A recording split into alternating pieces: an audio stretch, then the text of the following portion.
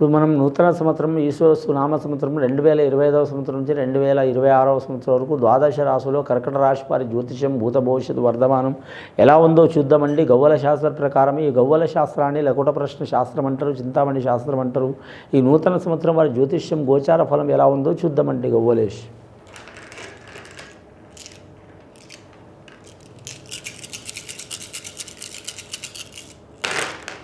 కర్కట రాశి వారి జాతకంలో 6 గవ్వలు పడ్డాయండి. 6 గవ్వలు చాలా వరకు శుభకరం ఉన్నది వారి జాతక బలానికి. ఈ కర్కట రాశి వారి జాతకానికి చూడాలంటే ఆదాయం ఖర్చు సరి సమానం ఉంటుందండి. సాయం చేసేవారు 4 ఉంటారు, ఇబ్బంది పెట్టేవారు 1 ఉంటారు. వీరికి ఎక్కడ పోయినా మాత్రం అదృష్ట యోగం ఉంది. గత కొన్ని సంవత్సరాల నుంచి పడుతున్న చిక్కులు చికాకులు దారిద్ర్య బాధలు తొలగిపోతున్నాయండి. కానీ మాత్రం ఈ సంవత్సరం శనీశ్వరుడు మాత్రం కుంభరాశి శనిగ్రహం కుంభరాశి నుంచి మీనరాశిలో రాబోతుంది కాబట్టి జన్మస్థానంలో మాత్రం కానీ మాత్రం వీరి జాతక బలానికి చాలా అదృష్ట యోగం ఉందండి. ఎక్కడ పోయిన వీరికి అన్నపానీయాలకు లోటు ఉండదు. వ్యాపారస్తులకు వ్యాపారంలో తిరుగు ఉండదు. విద్యార్థులకు విద్య విషయంలో కలిసి వస్తుంది. బాలికలు కావచ్చు, బాలలకు కావచ్చు, అలాగే మాత్రం పెద్దవాళ్ళకు కావచ్చు విద్య విషయంలో కలిసి వస్తుంది. కానీ మాత్రం నిరుద్యోగులు శుభవార్త వినే అవకాశం ఉంది. వారు కోరుకున్న ఉద్యోగం వారికి లభించే అవకాశం ఉంది. కానీ ట్రాన్స్ఫర్ కోరుకునే వారికి తప్పకుండా ట్రాన్స్ఫర్లు అవుతాయండి. అలాగే మాత్రం మీరు జ్యోతిష బలంలో చూడాలంటే పర్మనెంట్ కాని వారు పర్మనెంట్ అయ్యే అవకాశం ఉందండి. ప్రైవేటు ఉద్యోగం చేస్తున్న వారు ఆకస్మికంగా వీరు మాత్రం ధనయోగం కలిసి వచ్చే అవకాశం ఉందండి. కళ్యాణం నుంచి స్త్రీలకు కావచ్చు, పురుషులకు కావచ్చు పెద్దల ఆస్తి కలిసి వచ్చే అవకాశం ఉందండి. కొన్ని సంవత్సరాల నుంచి కోర్టు కేసుల్లో విరుక్కున్న స్థలం కావచ్చు, భూమి కావచ్చు, ఏదైనా కావచ్చు, వీరి ఆస్తి కావచ్చు వీరికి దరిచేరే అవకాశం ఉందండి. అలాగే వివాహ విషయంలో కూడా చాలా వరకు ఇష్ట ప్రకారం వివాహాలు జరిగే అవకాశం ఉందండి. విదేశానం ఏరే రాష్ట్రం, ఏరే దేశం, ఏరే ప్రాంతం వెళ్ళాలనుకునే వారికి తప్పకుండా మంచి యోగ బలం కలిసి వచ్చే అవకాశం ఉంది. ఈ రాశి వారి జాతకంలో చూడాలంటే పుష్యమి నక్షత్రం వారికి మాత్రం చాలా వరకు పుణ్యకాలం ఉన్నదండి. ఆశ్లేష నక్షత్రం వారికి ఇబ్బందికరమైన యోగం ఉన్నదండి. ఆశ్లేష నక్షత్రం వారు మాత్రం చంద్రగ్రహం వారికి మంచిగా లేదు కాబట్టి సోమవారం నియమం పాటించాలండి వీరి పేరు మీద.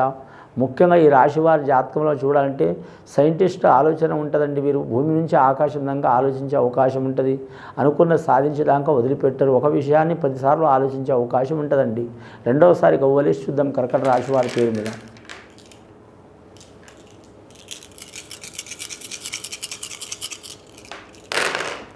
రెండవసారి గవ్వలేస్తే 3 గవ్వలు పడ్డాయండి. గురుగ్రహ అనుకూలత. ఈ గురుగ్రహం మాత్రం ధనకారకుడు, కుటుంబకారకుడు, సంతాన కారకుడు. అలాగే మాత్రం ముఖ్యంగా ఎక్కడ పోయినా మాత్రం ఈ గురుగ్రహం వీరికి అనుకూలంగా ఉంది వీరి జాతక బలానికి. కానీ గొప్ప గొప్ప పేరు ప్రఖ్యాతులు సాధించే అవకాశం ఉంది.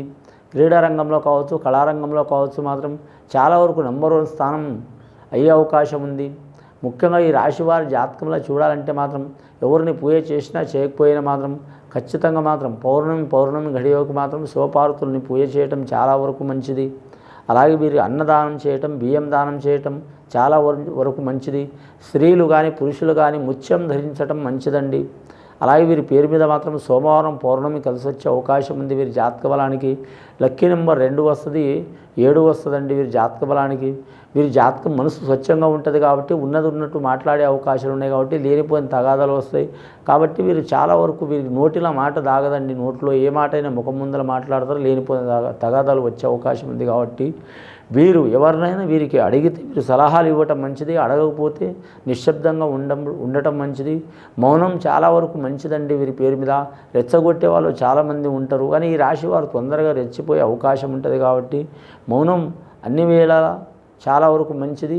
మీ వరకు మీ ప్రశ్న, మీ సమస్య వరకు మాట్లాడడానికి వస్తే మాత్రం మీరు తప్పకుండా మాత్రం ఏకధాటిగా మాట్లాడవచ్చండి. కానీ ఇతరుల సమస్య అయితే ఇతరులతో కలిపి మీతో ఇబ్బంది పెట్టాలి, మిమ్మల్ని టార్గెట్ చేసుకొని మాట్లాడేవారైతే మౌనం వహించడం చాలా వరకు మంచిది. స్త్రీలైనా పురుషులైనా ఎవరైనా. కానీ తొందరపడితే మాత్రం ఇబ్బందులు పడే అవకాశాలు ఉన్నాయండి. ముఖ్యంగా నరఘోష అధికంగా ఉంది. లక్ష్మీనరసింహస్వామిని పూజ చేయటం, అలాగే మాత్రం ఆంజనేయ స్వామిని ఆకు పూజ చేయటం, అలాగే వీరి పేరు మీద చూడాలంటే మాత్రం రాగి చెట్టును, యాప చెట్టును పూజ చేయటం చాలా వరకు మంచిదండి. 3వసారి గవ్వలేసి చూద్దాం వీరి జాతకం మీద.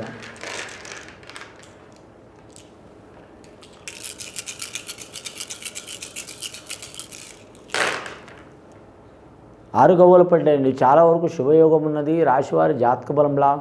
కానీ మాత్రం శుక్రకారకుడు అంటే మాత్రం సంతానంలో కలిసి వచ్చే అవకాశం ఉంటుంది. సంసారంలో మంచిగా ఉంటుంది. దాంపత్య జీవితంలో మంచిగా ఉంటుంది. చాలా వరకు మాత్రం కొన్ని సంవత్సరాల నుంచి వీరు పోగొట్టుకున్న మనశ్శాంతి వీరికి లభించే అవకాశం ఉంటుంది. అలాగే వీరు జ్యోతిష వలన స్త్రీల నుంచి పురుషులకు, పురుషుల నుంచి స్త్రీలకు అదృష్ట యోగం వచ్చే అవకాశం ఉంది. గొడ్డొచ్చిన వేళ బిడ్డొచ్చిన వేళ అంటారండి. కొందరికి వివాహమై కలిసి వచ్చే అవకాశం ఉంది, కొందరికి సంతానం కలిగి కలిసి వచ్చే అవకాశం ఉంటుంది. కొందరికి మాత్రం స్థానం మారటం అంటే ఊరు కానీ, ఇల్లు కానీ, దేశం కానీ, రాష్ట్రం కానీ, ప్రాంతం కానీ, జిల్లా కానీ ఇలా మారటం మూలం కూడా కలిసి వచ్చే అవకాశాలు ఉంటాయండి. వ్యాపారస్తుల్లో చూడాలంటే అన్ని రకాల వ్యాపారం వీరికి కలిసి వస్తుందండి. ఇనుము వ్యాపారం మాత్రం కలిసి రాదు, చాలా జాగ్రత్తగా ఉండాలి వీరి జాతక బలానికి. గవర్నమెంట్ ఉద్యోగస్తుల్లో చూడాలంటే మాత్రం ముఖ్యంగా ఐఏఎస్, ఐపీఎస్ రంగం వారికి ఇబ్బందులు తప్పవండి. కానీ మాత్రం రెవెన్యూ రంగం వారికి కలిసి వచ్చే అవకాశాలు ఉంటాయి. మున్సిపల్ రంగం వారికి అడవపడి రాశి యోగ బలాలు ఉంటాయి. అలాగే వీరు జ్యోతిష బలంలో చూడాలంటే మాత్రం ఆర్థిక రంగం వారికి చాలా వరకు కలిసి వచ్చే అవకాశం ఉంటుంది.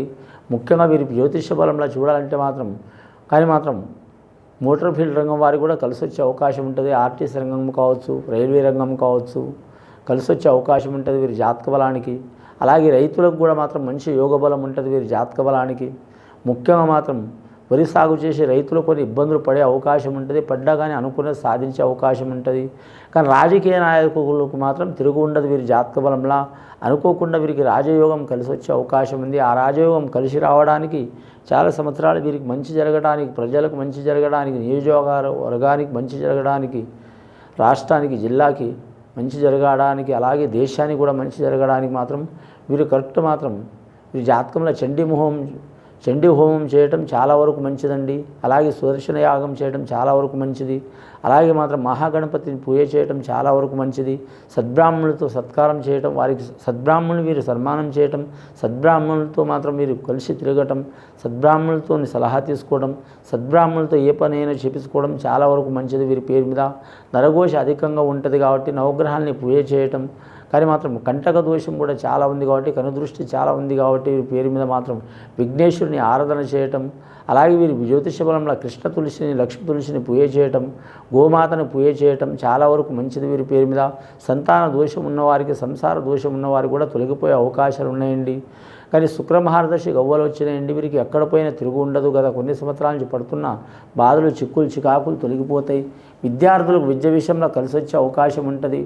అలాగే మాత్రం ఈ జ్యోతిష బలంలో మాత్రం పెద్దల ఆస్తి కూడా కలిసి వచ్చే అవకాశం ఉంటుంది. అన్నదమ్ములతో గొడవలు ఉన్నవారు, చిక్కులు, చికాకులు ఉన్నవారు తొలగిపోతాయండి. అలాగే భార్యాభర్తల మాట ఒకటే ఉంటే వీరికి తిరిగి ఉండదు. కానీ అన్నదమ్ముల సహకారం తప్పకుండా ఉంటుంది. పెద్దల సహకారం చాలా ఉంటుంది. తల్లి సహకారం ఎక్కువ ఉంటుందండి. అలాగే వివాహమైన వారికి అత్త సహకారం ఉంటుంది. అలాగే వీరు జ్యోతిష బలంలో చూడాలంటే సిస్టర్స్ కావచ్చు, లేదా మాత్రం సిస్టర్ వరుస ఉన్నవాళ్ళు కావచ్చు, లేదా భార్య వాళ్ళ సిస్టర్స్ కావచ్చు, వారి దిక్కు నుంచి కూడా వీరికి మంచి జరిగే అవకాశం ఉన్నది. ఈ 2025వ సంవత్సరం నుంచి 2026వ సంవత్సరం వరకు ఈశ్వరసు నామ సంవత్సరం చాలా వరకు శుభయోగం కలిసి వచ్చే అవకాశం ఉందండి. ఇది విని చూసి ఆచరించే వారి గొప్ప ఫలితాలు కలుగుతాయండి. శుభం భూయాత్.